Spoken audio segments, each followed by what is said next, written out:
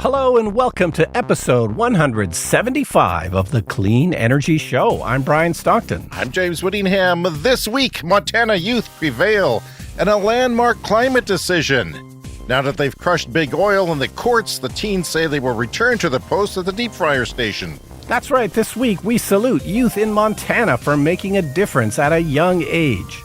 When James and I were that age, we were watching the Flintstones and setting fire to G.I. Joe with the Kung Fu grip just to watch him burn. And I share stories of my bold EV road trip vacation in my Chevy Bolt. Don't worry, I won't force you to watch my vacation slideshow. That's Brian's responsibility. Investments in solar power and grid storage have exploded in the U.S. following the Inflation Reduction Act. $100 billion in investments have been announced so far, and yet the Clean Energy Show remains completely free. What a bargain! All that and more on this post-vacation edition of the Clean Energy Show. Well, I'm back, Brian, and I have to tell you, and I have to confide to our listeners, I damn near took the SUV, the gas-powered SUV, at the very last second. Like, I was getting cold feet. And I was looking at, there was a charger that was down or degraded in its rating on PlugShare. And I got real cold feet, and I'm so glad that I did not take the SUV. I'll get into the number of reasons why. But the Bolt, it's a small car. We're a family of four. My son, who claims he's 6'2", seems to check out. He did most of the driving because I'm, due to health reasons, unable to. And that worked out well. And my daughter is shorter, so she, my wife was confined to the back seat. But we pushed the seats up as far as we could, and they had reasonable room back there. And no one got a sore back. I didn't get a sore back. The seats are, in my view, comfortable, and at least in the front.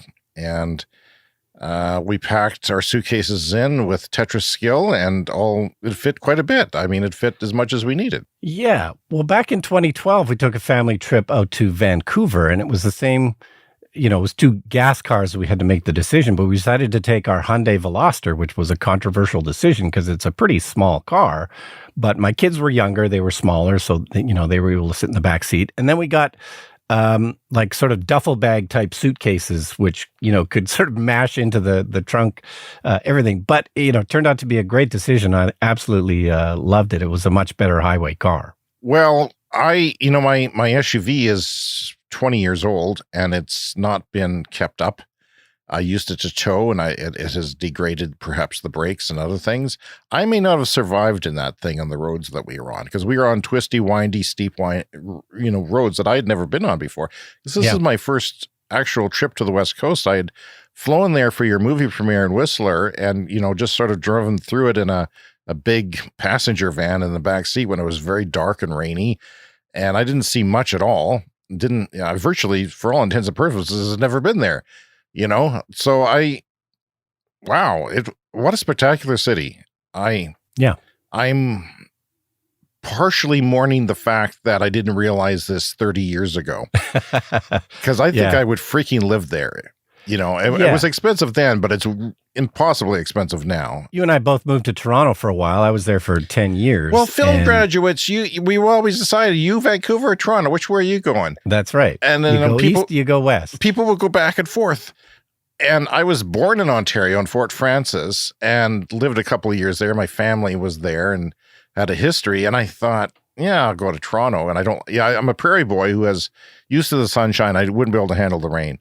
Well, my God, Vancouver blows Toronto out of the water. They're not going to want to hear that. You suck, Toronto. You're a crap hole. That's what you are compared to Vancouver. Vancouver, Brian, is the most beautiful city in the world. I swear to God. Wow. I don't know give me another one.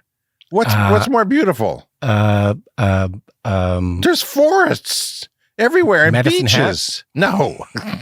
Medicine Hat. I saw what could have been a horrible accident there. On a long weekend, we went by a head-on collision in Medicine Hat at almost highway speed. Wow. And it did not look good. And the fire trucks rolled right over the barrier in the middle of the road. Yeah. I don't know. They almost fell off, but they went through there, and the ambulance went through there. Police went through.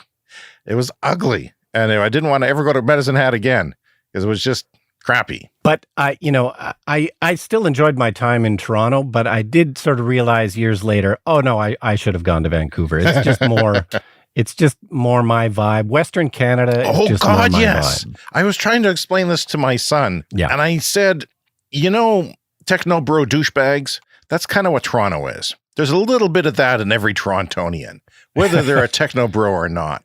There's just a cocky, uptight, and Vancouver's my people. The EVs everywhere. You cannot look in any direction and not see 3 or 4 Teslas. It's actually to the point where I think it's saturated and they can't have any more. Yeah.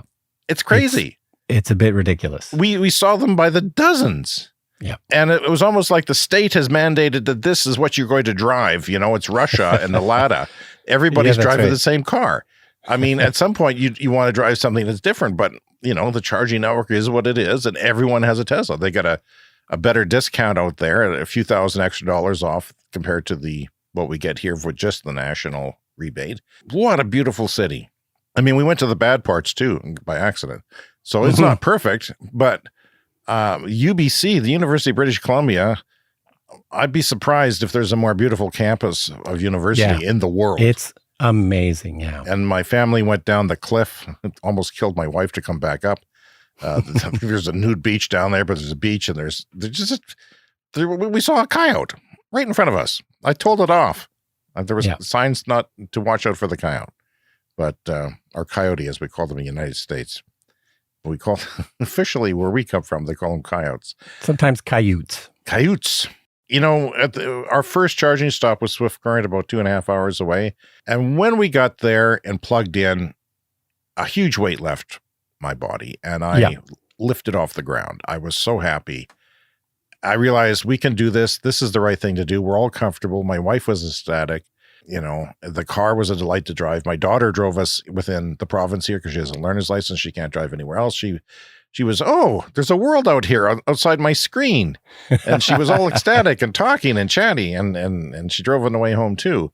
And I'm going to get to the details of the trip, but I had a profound moment in our second stop, our third stop actually, which was Medicine Hat. That is about 460 kilometers away, or about 286 miles. Okay. It's a long way. It was a long haul when we got there and plugged in at the co-op charger at a gas station. And what's there? Our listeners know, if you're not new to the show, that I live very close to a refinery, the Federated Co-op refinery. I smelled it this morning. I don't like the place.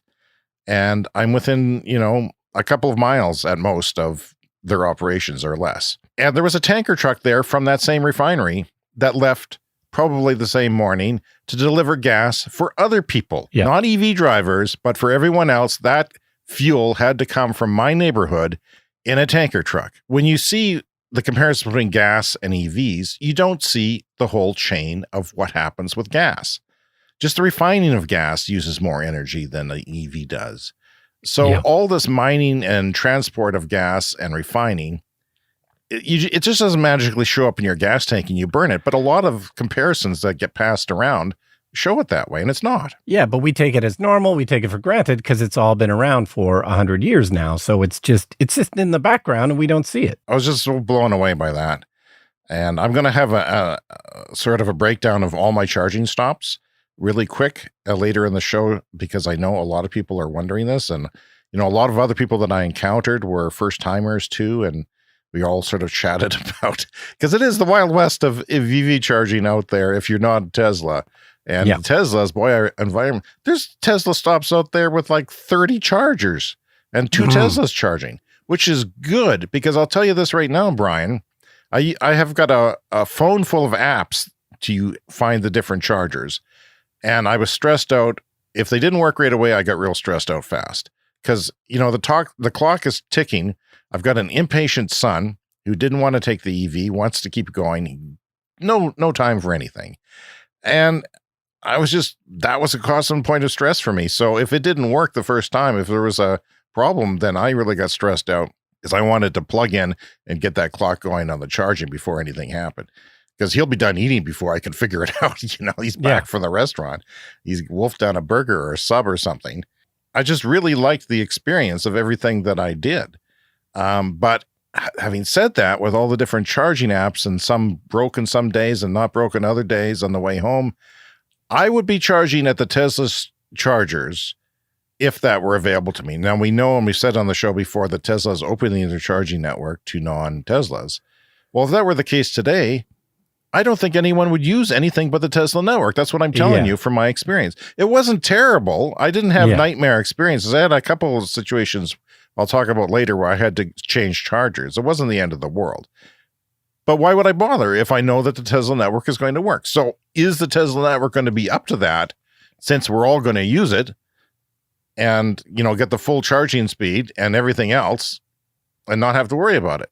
So what do you think of that? I mean, what's going to happen? Because when they open it up next year, perhaps a year from now, who knows? Yeah. Well, by the time it does open up, there will be, there was that consortium we talked about a couple of weeks ago. The other automakers are getting together and they're trying to do something like Tesla. But, Tesla started this network 10 years ago or more. So, it's going to take a long time for everyone else to catch up. But the experience for everybody should be better 2 years from now, 3 years from now, 4 years from now. I really want plug and charge. See, you as a Tesla owner, you show up and plug in and you walk away. That's all you got to do. It's amazing. It knows your car and it bills your account. Yeah. Oh, if I had that, it would make the experience so much better. And they can do that.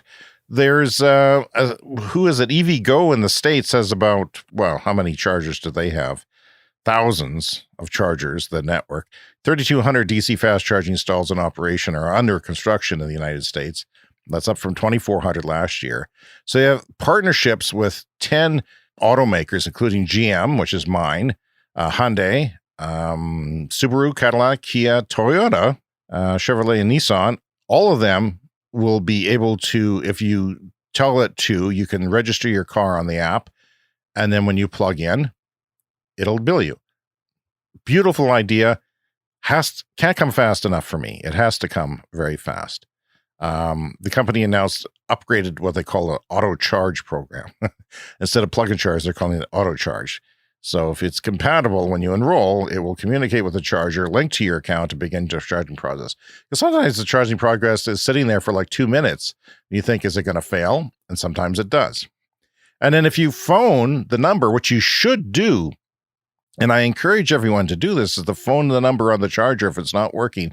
Because sometimes they can reboot it. Sometimes they can just, manually start a charge for you. And they'll know, because Flow Network, I called the guy and they said they don't check PlugShare, which is the app that everyone uses to rate their chargers. And I thought, because they get bad information. I guess people don't know how to charge and they say it's bad and they think it's bad and they waste their time looking into it. And they feel that it's not their fault. But there was one charger in Swift Current for the last month. The last month was in French. Now, we live in an English, if you're not from Canada, you think everyone speaks French. My kids are bilingual. Your kids are bilingual because they went to French immersion. But very few people in general speak French in Western Canada as a whole, I would say. Yeah. And by far the first language is English. And so they couldn't figure it out. I mean, it's hard enough to charge if it's in English. And they, because sometimes it's like confusing because everyone's different. Should you plug in first? Should you use your app? Should you swipe your phone on the reader? Yeah. Should you use your credit card in some situations? No, I've had that problem with gas pumps too, where it'll say, oh, the first step is this. And then you try and do that and you realize, oh, no, that's actually not the first step. The first step is to put in the card, but the instructions are wrong. Right. And that's what I'm finding here too. So yeah, it would be so much better. So anyway, I phoned them while I was charging and told them that it was in French. And we worked through it for a few minutes. It took them some tries. And he said, is it working now? I said, no. But what was I doing? I wasn't doing anything. Brian, if I have to single-handedly move the EV transition forward myself, God damn it, I will do it. So yeah, I stayed there and did not eat lunch. I ate later. We had time to eat. And it is in English. And it took a month for someone to do that. So do that. Fix it. It can be fixed. Well, it's like in the old days when there used to be film projection in movie theaters. I would always go, like if it was out of focus or something, I would always go tell somebody. You have to be a man of the people. You're the film guy. You need to fix it for everyone else, even if they're too stupid to. It was a hard decision, but what a great decision. I wish the car was a little bigger, sure. My passengers in the back seat would have been a little more comfortable, but I relied on some hotel chargers, the on-the-go convenience store network at gas stations in British Columbia, which is a vast province with a lot of different things going on, a little bit like California North. They've got free charging because they've introduced it, but it's a little weird because you have to download their points app. It's like a loyalty program, and then there's a little square somewhere that says charge EV. Yeah. And then it sort of looks at the location of your phone and assumes the wrong one. And in one case, I was desperate and I was down by the shore at the ocean, and I paid for the other guy's car and mine. So I knocked on his window and I said, I think I'm paying for yours, because I had two apps going. One was $4.50, one was $5 and counting. I said, could I please stop your thing? And he said, no, I'm paying for yours. And he said, no, you're not. I said, no, you're not. So that was awkward, and I lost $5 there. But, if I wasn't panicked, if I was just with my wife, or perhaps even with my daughter who had time, because my son only had so much time off work, it would have been a bit different experience. I can't wait to do it again with my wife. It will be pleasurable. I found the charging stops to be a more enjoyable way, and she and I have gone to Calgary innumerable times. Both of us agreed that this is the best trip to Calgary we've ever had, because she has all kinds of relatives there. And so we've made that trip many times. And it was nice because we stopped. We took our time. We looked around and smelled the air, and it wasn't all just sitting in a car looking at drudgery. So, yeah. And I saw all kinds of stuff out there. I saw Teslas, Rivians, Polestars, a lot of Model X's, Polestar 2, F-150 Lightning. Talked to a guy who couldn't get his charger going. Then he was laughing because he said I was out of funds, insufficient funds. So he just had to put some more money on whatever, the flow account that he was using. And he was kind of worried about it. But yeah, that happens. I did try riding a rented e-bike twice out there. And it turns out I'm too fat to do that. But I did find the system was kind of interesting once you set it up, because it takes a while to learn. It's like charging a car. This is one of those sort of automated things where you pick up an e-bike off the sidewalk. Yeah, there's stands, and then you download an app, and then you punch in the number of the bike, and it releases from the stand and tells you how much range you have and the battery. And I did this while charging because I wanted to go meet my family down at the beach. And I rode it around in circle a couple of times, and my butt was hurting. And then I couldn't get the helmet released, and I thought I should have the helmet. I vowed that I would never ride an e-bike without a helmet after a really bad accident I had. Mm-hmm. And so I just gave up. But I tried again in Vancouver, and I rode it, and then I ended up walking back because I was too sore.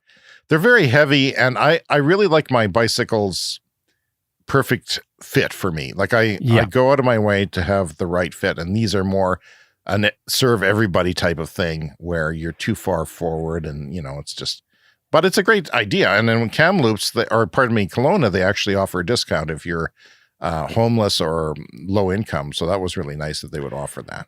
Well, yeah, a lot of e-bikes, especially those rental ones, they are extremely heavy. And so I think the logic is, well, it's electric, it's got a motor, it's got a battery. It doesn't matter if it's heavy, and yet it still kind of matters.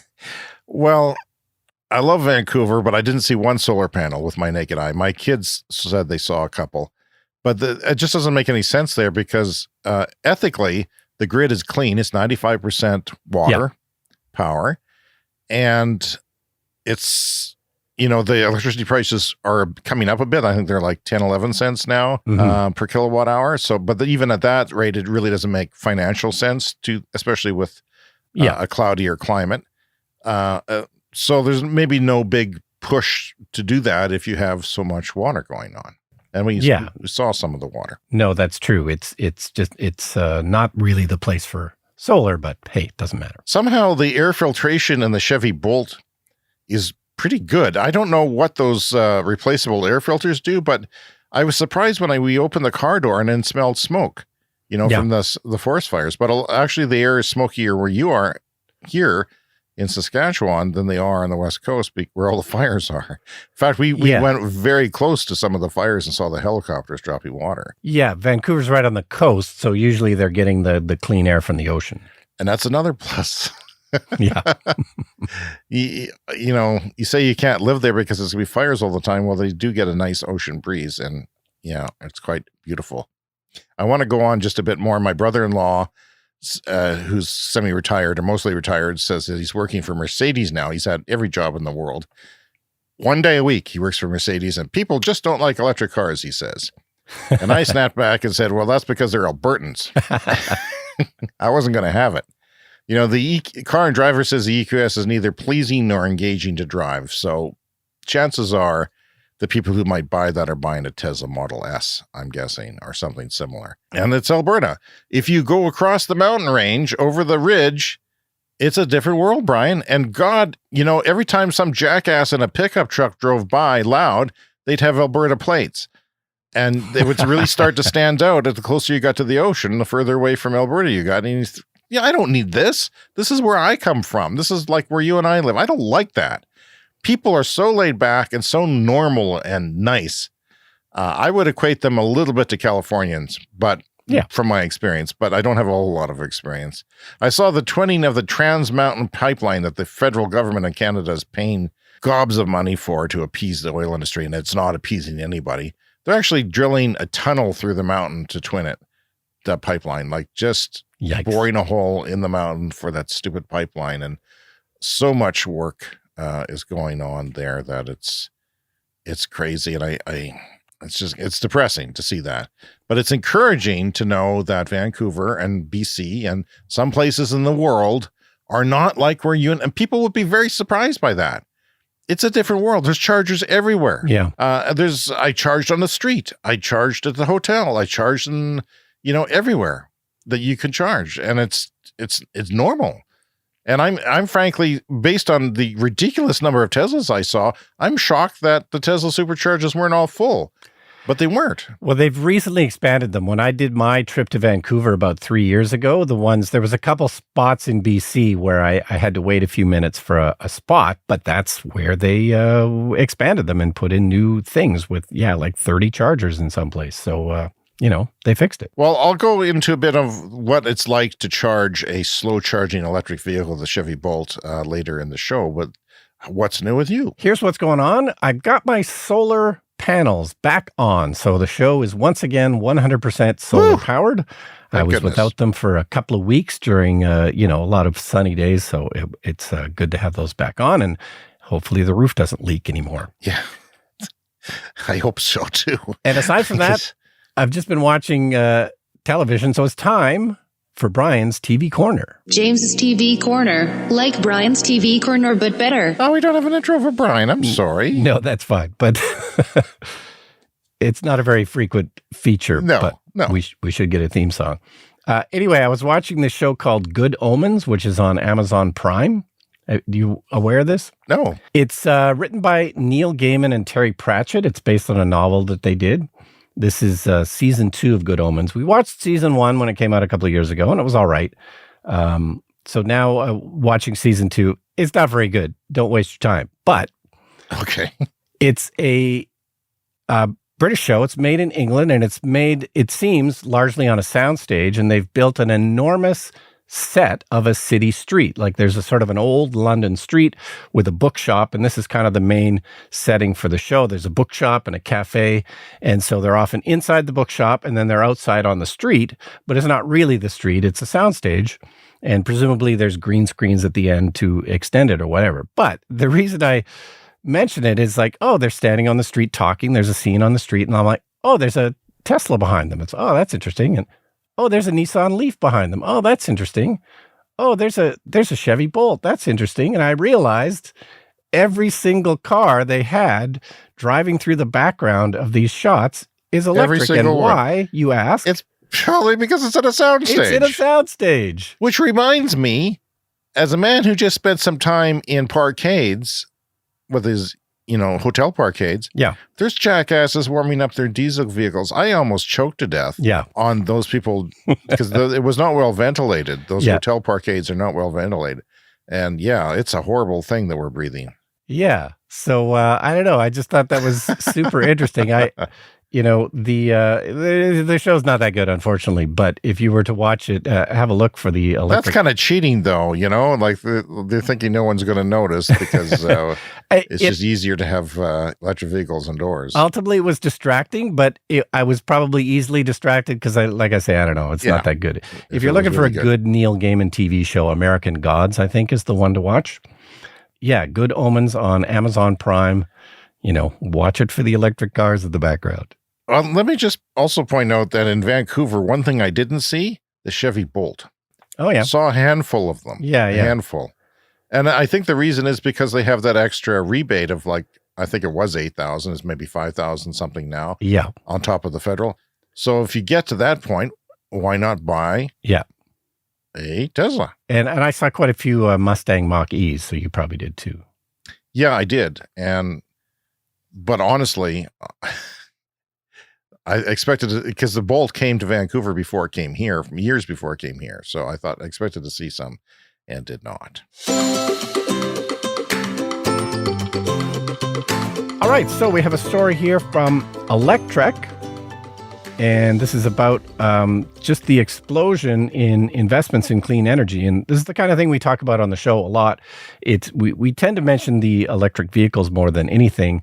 Battery plants being announced and everything. But the other big thing that's going on is, of course, investments in solar. Like this is quite amazing what's happening in the U.S. Solar and storage companies have announced over $100 billion in private sector investments in the U.S. since the Inflation Reduction Act passed 1 year ago. So we're now a year out from that announcement. This is according to the Solar Energy Industries Association. And 51 solar factories have been announced or expanded in the U.S. in just the last year from this announcement. And so this includes 85 gigawatts of solar panel capacity, 43 gigawatts of solar cells, 20 gigawatts of silicon ingots and wafers, and 7 gigawatts of inverter capacity. So this is another thing. You can't just build the solar panels. You got to have inverters. You got to have the things that make Brian, them run. I'm a clean energy expert, and I don't know what an ingot is. Yeah,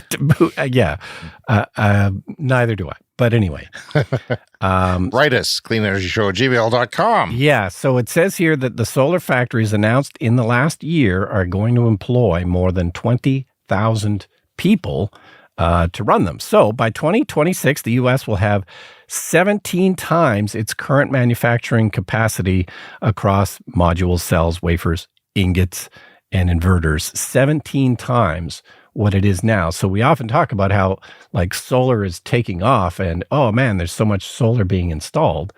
Well, guess what? It's going to keep going even faster because they're going to have 17 times the current capacity that they have right now for solar in the U.S. because of these investments. So, 65 gigawatt hours as well for storage. So lots of storage, battery storage, energy storage, things have been announced. So 14 new or expanded facilities in terms of battery storage. Brian, I just looked up what a solar ingot is. Okay.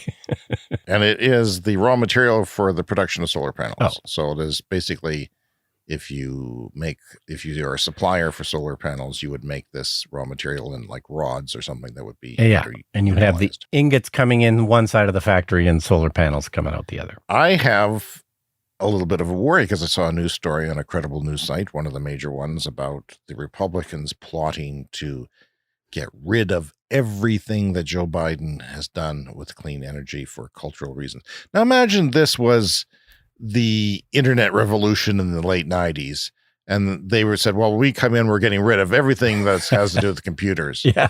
What sense would that make to their economy? No sense. Honest to God, it's just so stupid, the world right now. Come on. I don't know how they're going to, a lot of the stuff, as we've said before, is in red states. A lot of the battery factories and car manufacturing is in red states.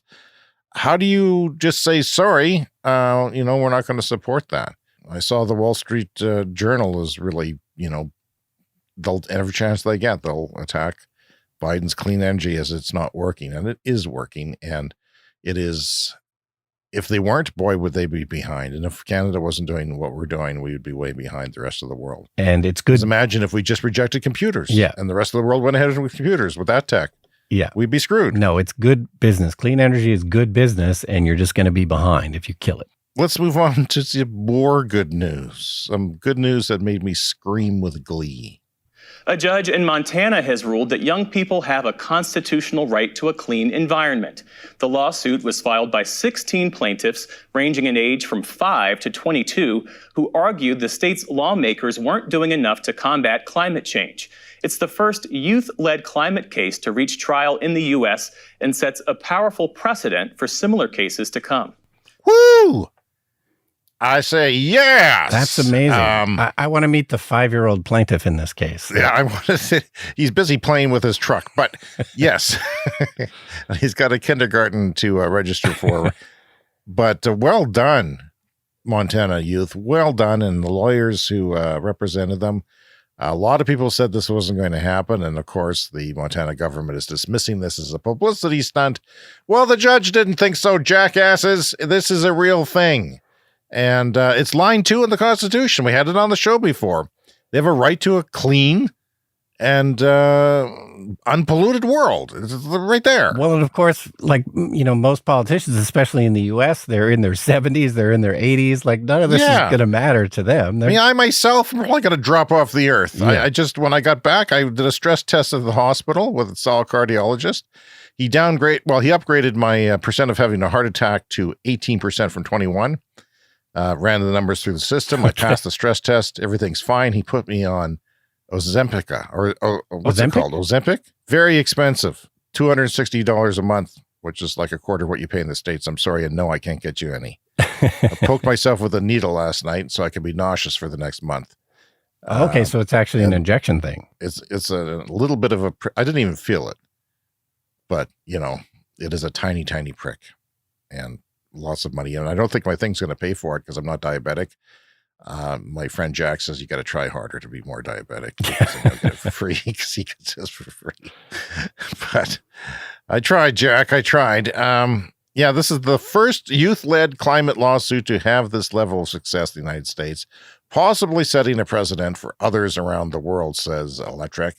And the lawsuit held v. Montana was brought by 16 plaintiffs, 5 to 22, as you said, supported by Our Children's Trust, a law firm representing youth climate lawsuits across the country. If you are rich, donate to them and to the Clean Energy Show. The link is in your show notes. And if you're rich, don't you have something better to do? At issue was the Montana Environmental Policy Act, which explicitly disallows consideration of environmental factors in the approval process for oil and gas permits.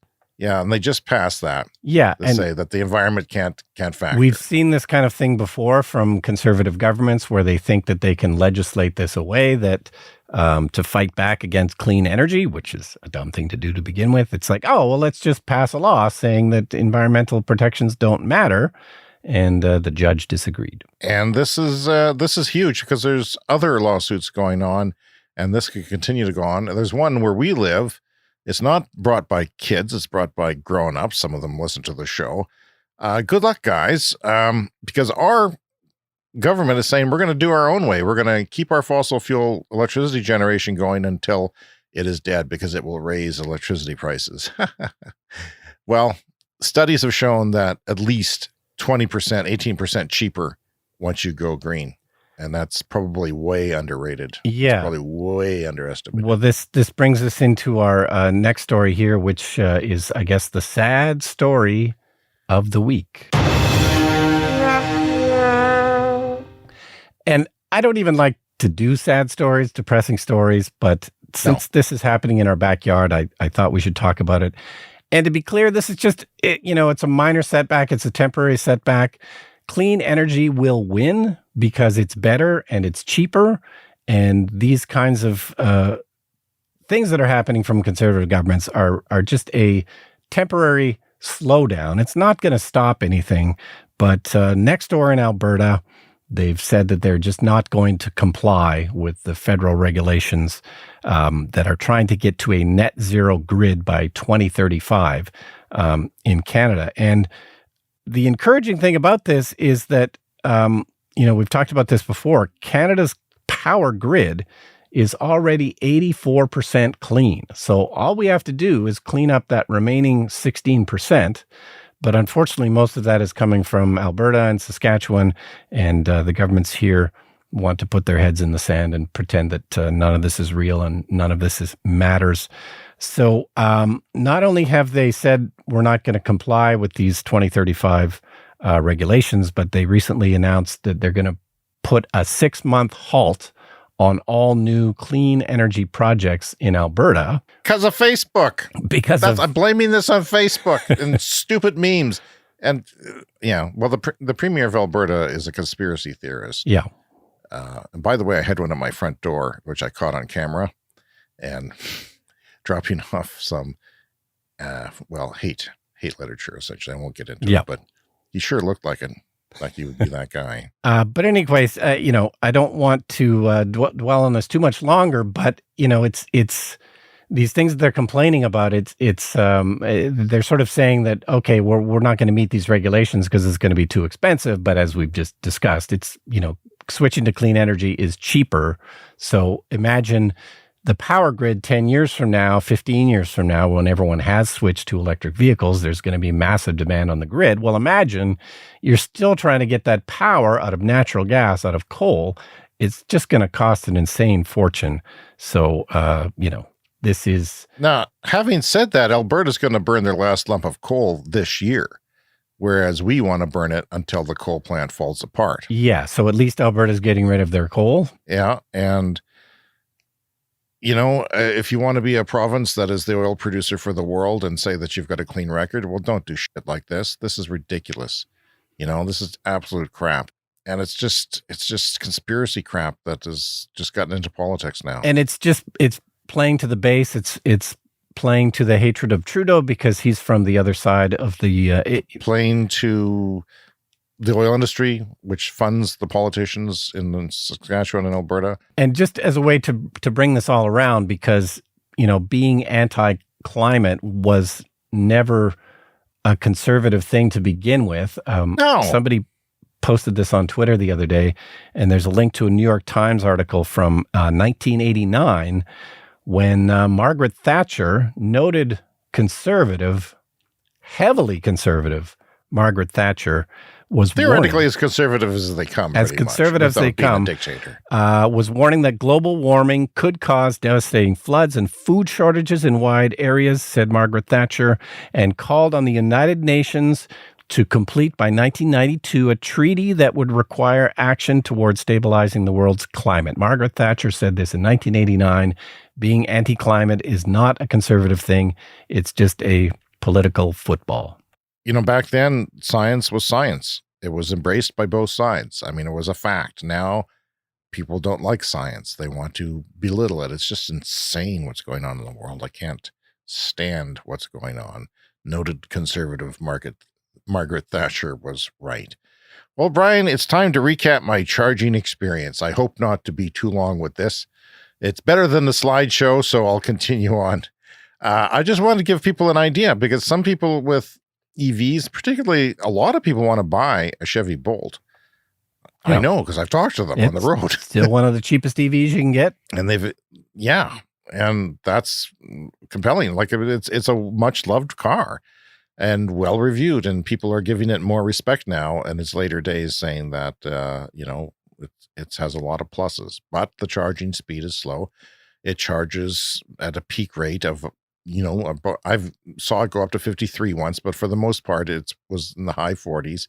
So that's, potentially 3 times longer charging than, say, you and your new Tesla Model S or something like that. The peak charging rate doesn't mean everything because everybody has a charging curve and it comes down later in the battery, but it means a lot to charge faster. I mean, I think 100 kilowatts would do me. I think in the summer, not in the winter. But in the summer, it would be fine to take a trip. And whatever you do, you couldn't do it faster than what it's going to take at that speed. But so my first stop, like I said, was in Swift Current, Saskatchewan. Found the charger, plugged in, everything worked. We had Utopia. There was a mall there. My wife went shopping for shoes.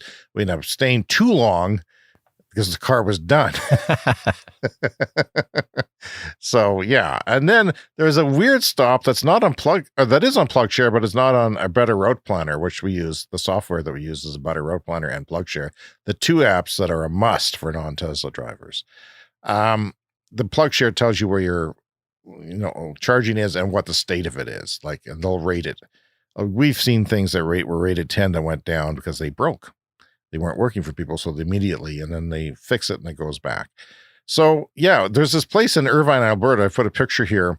It's in the middle of nowhere. Irvine, Alberta is a small, dusty town that had a train derailment a few years ago and had to be evacuated. But this is just a patch of dirt parking lot. And then there's a tiny little solar farm next door that's powering these little two or three chargers that are there. And it's one of those situations where you have to take a picture of the QR code and go to a website and enter your stuff. Well, it worked fine and promptly, and got a good charge out of it. Well, it was solar powered. I'm looking at the picture here. If that had a red tint to it, I'd swear it was Mars. Like, it just looks so desolate. This charger, literally sitting in a field of dirt. So you would never even see it or know it was there, but it's there. And we got curious looks from the local people in their pickup trucks driving by. But the problem is there's nothing to do. There's no bathroom. There's nothing. There's not even a bush to pee in. I mean, there's nothing.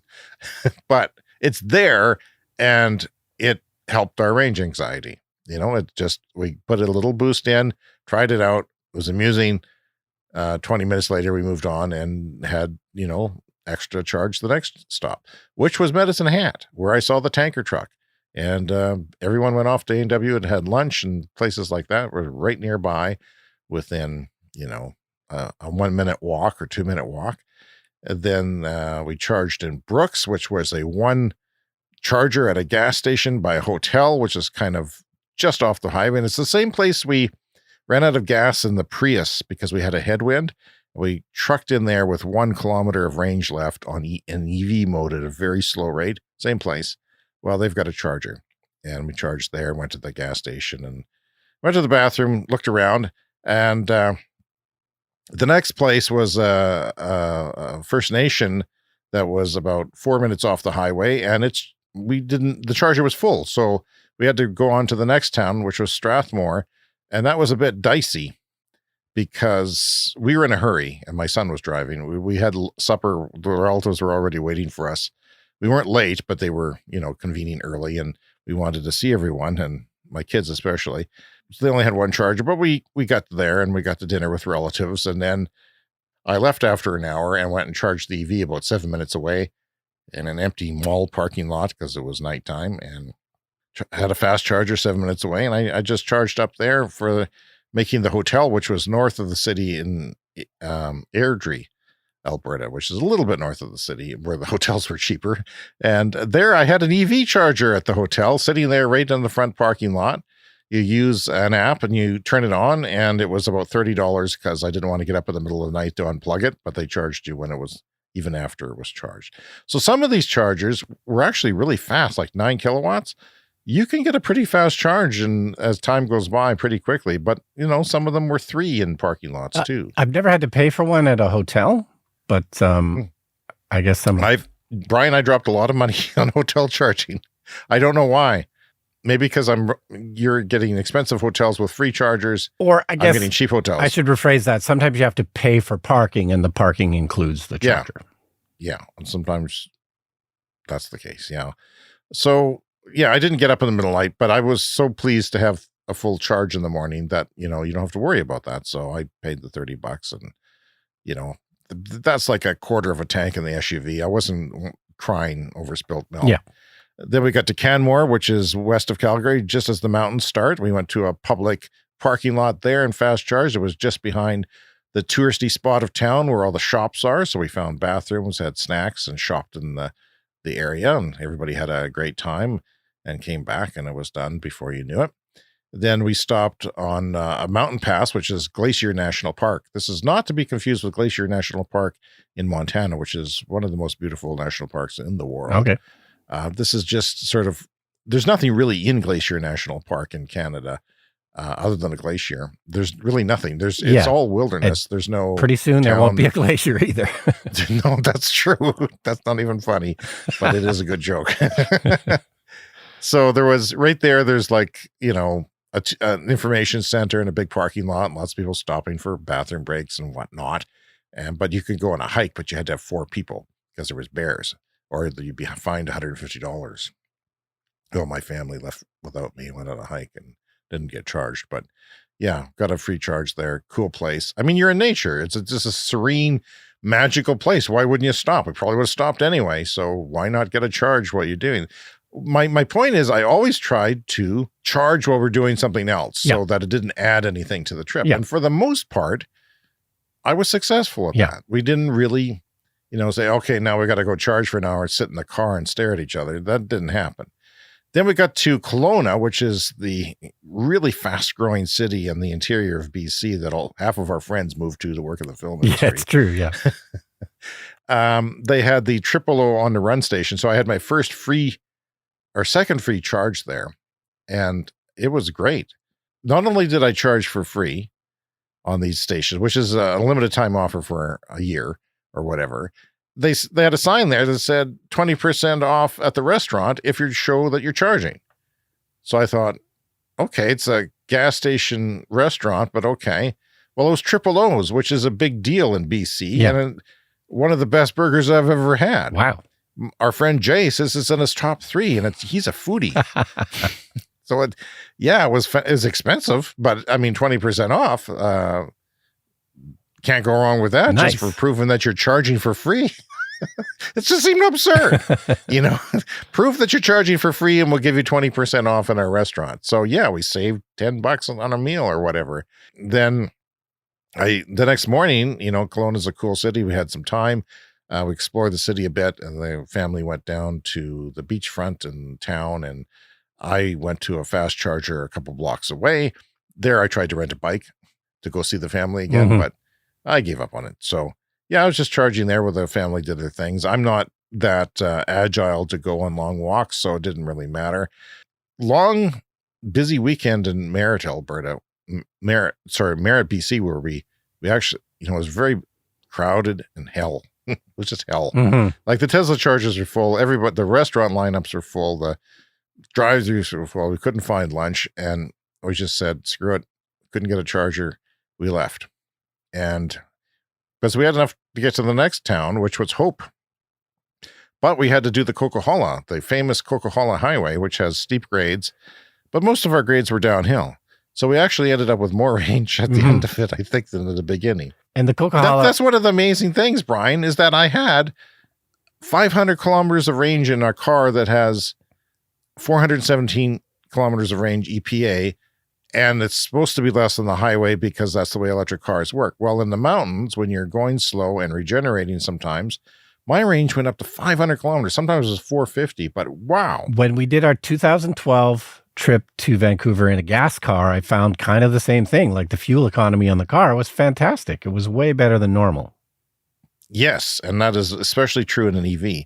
So, wow. I mean, that's just another reason if you're in BC or California to buy an electric car, or the West Coast, because it just works out better. Like, not only is electricity cheap in BC, but not in California, of course, but in BC, it's fairly cheap. And by the way, the different charging stops, different prices, quite differently. Yeah. Different pricing. And the Coquihalla Highway, of course, it got washed out in flooding a year ago or 2 years ago. And I guess that's all been fixed. Actually, in some places, they're still fixing it. Yeah. So it's a construction zone. So yeah, it hasn't been entirely fixed. It was a big deal. I mean, they had to figure out sort of different routing for the water and make sure it didn't happen again. So there was a lot of engineering involved, not just repaving a road or anything. So yeah, then we got to Hope, which was a small town. But I did stop on the Coquihalla. There was a rest stop there too that was a little bit off the highway, and it was very crowded, and they had an EV charger, but it was only 25 kilowatts. BC Hydro, the power utility, has great EV charging stations everywhere, and they work. Yeah. And they'll update PlugShare. They say, just a warning, tomorrow at 3, we're going to be repainting the lines and it's going to be closed for a couple of hours. Please replan your trip. Like, they're very conscientious about they know that it really affects people, and they want to help. They're on the side. Unlike the gas station companies, unlike our province where we live, they're on the side of EVs and EV ownership. So that was terrific. Yeah, and of course, BC Hydro is sponsoring the Fully Charged live show, which is coming up in Vancouver in September, which we were waiting to get invited to, but never did. So I guess we're not going. So we charged in the small town of Hope, which just had a little charging station in the middle of nowhere, which you wouldn't see here, but it was just a piece of property for charging. And my family just sort of walked off of a small town and found a Dairy Queen and whatnot, different things, and came back, and we were on our way again. But then, Brian, we got stuck on the freeway we were staying in Surrey outside of Vancouver for 3 days. We got stuck in traffic, and that was bad because it was 2 hours and my bladder was already full. And there was no bushes. I was looking at bushes. There was an accident, and, it was horrible. I wasn't worried about running out of juice. People will always say, what happens if there's a freeway shut down? My range didn't change. Yeah, you don't use a lot of juice when you're just creeping along. The air conditioning's on. It's using a little bit, but not much. And everyone else is turning on and off their gas cars over and over. There's people playing football on the street. Like, it was just to the point where, God, this is horrible. And you know what was funny? We saw it. We were using Google on our screen, like, planning the route, and it'll show you little red spots. Yep. And the delay kept growing and growing and growing. There's a little red spot, and then it was bad. So once we finally got going and got to Surrey, there was another little red spot that said 4 minutes. And I said to my wife, we got to get off right now. And my son agreed. And my wife said, well, it's only 4 minutes. I said, but this happened last time. Yeah. And it turned into hours. If we didn't get off, we would have been stuck on another freeway for hours. I would have been dead from an exploded bladder, and I wouldn't be here to tell the story because, somebody probably got into an accident because they were the first delay. They were there for 2 hours and tired and ornery. Because we were there for 3 days, I said, well, let's get some groceries. Let's get some water, some drinks, and some snacks so that we don't have to eat restaurant food all the time. We're getting sick of it. And so we went to the superstore, grocery store, and it had a crap load of Tesla chargers not being used, and 2 non-Tesla chargers, which were being used a lot. But I got in there as somebody was leaving, and I was able to charge. I was done before the family came out of the grocery store. So no time wasted whatsoever. Went to our hotel, had a great couple of days with a full charge, didn't use much power during that trip. There was a Tim Hortons before we left Vancouver, I charged at a Tim Hortons where the family had a hotel breakfast. And that was a bit, I would have rather had a hotel charger. Hotels, you have to have chargers. You have to get chargers. Yeah. But my favorite charger, Brian, was at Cache Creek, BC. This small town had a huge lot devoted to EV charging. Must have been 25 Tesla chargers and 3 or 4 non-Tesla chargers. Lots of people coming and going. I talked to a guy in a F-150. There was lots of Ioniq owners I talked to. Very happy people, charging a lot faster than I am. That's why they come and go so fast. So, yeah, and then they had picnic tables in the middle of it and a garbage can, which is really welcomed. And then next door, there was this fast food joint, this takeout, quaint diner, roadside diner. And they were kind of pricey, but I thought, well, we're on vacation. We got to try different foods out. And I just had a hot dog, but it was spectacular. Yeah. It was about one of the best hot dogs I've ever had. The only thing is you have to tell them what to put on it or they'll put nothing on it. So I had to go back and get stuff on it. We had a lovely little picnic on a beautiful evening, and it was memorable. We talked to other people. It was hilarious and just perfect. And yeah, that's what it is. Yeah, chargers in small towns are great. Maple Creek is the one I always mention. I love charging in Maple Creek. In Revelstoke, the charger on the run wouldn't work for me, so I had to go to the Railway Museum, which is pretty interesting, although it smells like train, I will say that. And the charger there was Electrify Canada, which is, they're just building a crap load, and they're building some in Regina, where we live. And they're building them not 1 or 2, they're building a whole row of them, right? They're building for the future, so that's pretty cool. And that's what they should be doing. But the one didn't work, so I gave them a negative review on PlugShare, and I went to the next one, and said complimentary charging. So I got another free charge, and my kids were blocked by a train. So I had lots of time. And we didn't quite make it home because the range meter on the car was used to the mountain still. It takes a long time to change over. So we weren't going to make it home, but there was a stop an hour away or less than an hour away from our city, Moose Jaw, where I stopped. But Google took us into the town and my daughter was driving and we were airborne briefly because there was a huge dip in the road that was invisible. Like it was twilight and you could not see it. They did a repair and it sunk and we went over it at city speed. And Yikes. Like literally my wife hurt her back and it was that bad. I would be concerned otherwise, but yeah. Then we plugged it at home at a full charge by 3 a.m. and saved upwards of $1,300. And possibly our lives were also saved because I don't think our SUV would have made it. My kids don't believe me, but I would have been nervous even if it did make it, I would have been nervous as hell. In the mountains, you do one pedal driving. It's beautiful. Yeah. EV is just pristine driving. It's a pristine experience there. And we had decent room in the car and I can't wait to do it again. Well, That's my story. Think about all the crappy cars that we drove, like especially in the 80s. And this is, before we had cell phones. So like we would think nothing of getting in some crappy 30-year-old car and filling up the tank and driving to Calgary in the middle of winter. Like we were crazy.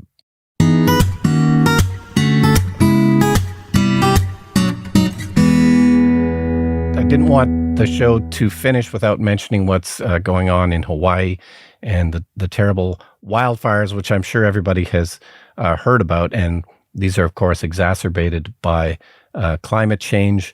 These are areas that are just normally more wet and not so prone to fires. High humidity. So, but for the last 20 years, they've been getting less rain than normal. So they've been now subject to a danger for forest fires that just didn't really exist anymore. But the one stat I thought that was the most remarkable is that the death toll now, as far as we know, has reached 99 people in Hawaii, which is terrible. This is the U.S.'s deadliest wildfire in the past 100 years. And that's where we're at. The last place on earth you think it would happen. The last place. And which is maybe why the death toll is so high, is that people were not expecting. There's issues with communication. There's hundreds of people still missing. And the death toll has climbed over 100, with hundreds still missing. And there's issues of, the electricity not being shut down when they were supposed to shut it down because they knew these hurricane force winds were coming from a hurricane nearby. They didn't do that.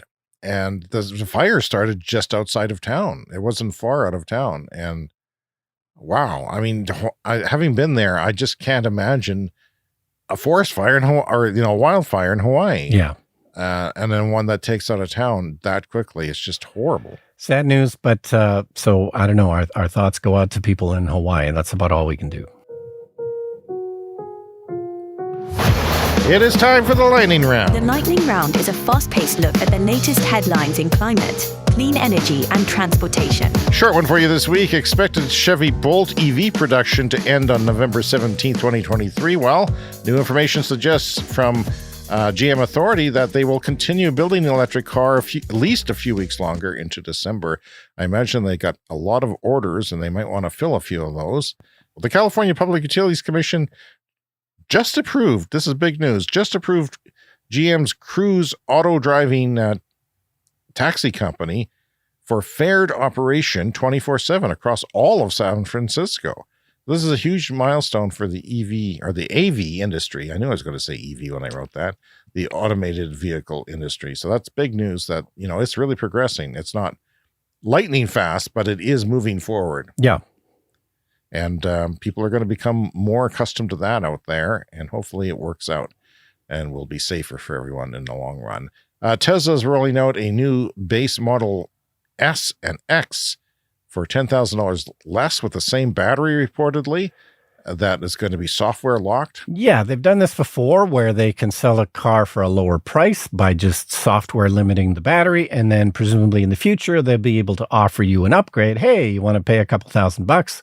We'll unlock the rest of your battery power. think they figured out it's cheaper to do that than to make 2 different battery packs. And I know they've unlocked it during hurricanes in Florida before, so people have more range to flee. Yes. And I'll mention, too, that now in Canada, the Tesla superchargers are now billing per kilowatt hour rather than time. This is the thing we talked about previously on the show. How does that affect you? So your faster charging Tesla will be, take advantage of that? Yeah, well, so far I've charged a couple of times and it seems to be about the same cost. So the idea before is just there's regulations in Canada that you're just not allowed to sell electricity unless you're a utility. So they came up with a scheme to charge by the amount of time that you spend at the charger, but it's not particularly accurate. But anyway, in the couple of times I've charged since the new thing, it seems, about the same. It was kind of frustrating for me because my charging really slows down in the Bolt. It peaks at around 50. Yeah. So I didn't even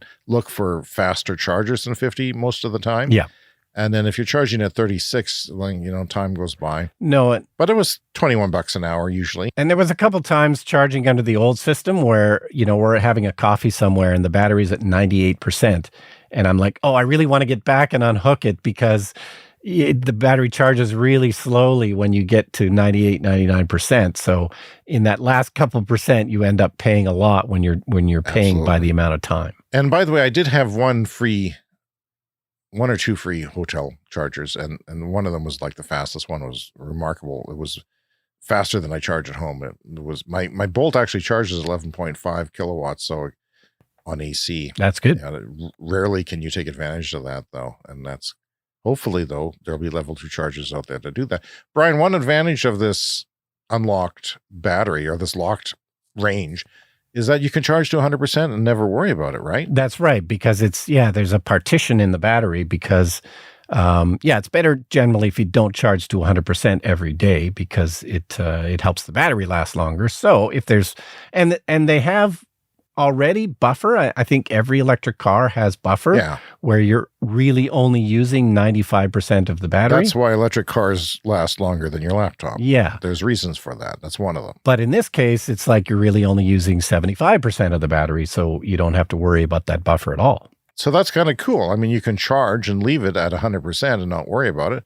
Yeah, and with my new car, the new Model S, it's because it's got so much range, I don't even need to charge to 90% every day. I'm just going to set it around 60% or 70%. NASA has clocked July 2023 as the hottest month on record. And that was expected, pretty much from mid-July that it was going to be the hottest month on record. Yep. They knew that back then. Switching to electric vehicles and clean energy could result in 89,300 fewer premature deaths in the United States every year. That's a lot of people, a lot of people's lives. The Department of Energy is funding 2 direct air capture, carbon air capture removal projects, which is a little bit surprising because it's a little bit of a wonky technology at this point in the world, but they're putting some money there anyway and seeing what happens. Florida is approving climate denial videos for the state curriculum, taking science out and putting fake crap in. Okay, Florida. Well, we need some of the youth in Florida and some of the youth in Alberta to please sue your governments. All youth listening, find your local lawyer or find the lawyer that is willing to do climate work and sue these people. And you will, and they are.